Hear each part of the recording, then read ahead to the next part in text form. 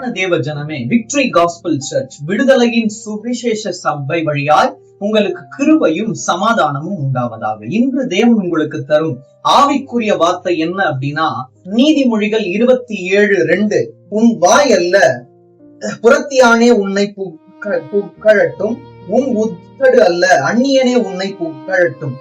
நாம் நம்மை புகழ்ந்து கொண்டு வாழ்வதை விட பிறர் நம்மை புகழும்படியாக வாழ வேண்டும். எவ்வாறு என்றால், தேவன் உங்களோடு இருக்கிறார், தேவன் இடைப்பட்டார், தேவன் உங்கள் மூலியமா எங்களோடு பேசினார், இப்படி என்று நாம் கேட்பதுதான் ஆவிக்குரிய வாழ்க்கை. ஒரு எடுத்துக்காட்டாக, நான் 1063 பாடல்களை எழுதினேன் அப்படி என்று சொல்வதை விட, தேவன் 1063 பாடல்களை என்னை எழுத வைத்தார், ராகத்தை என்னை ஏற்ற வைத்தார், பாடும்படியான கிருபையை தந்தார்.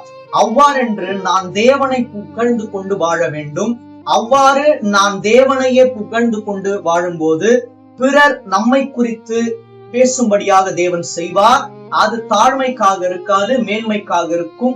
அதுவும் தேவனுடைய மகிமைக்காகவே இருக்கும். தேவன் தாமே உங்கள் யாவரையும் ஆசீர்வதிப்பாராக. ஆமென்.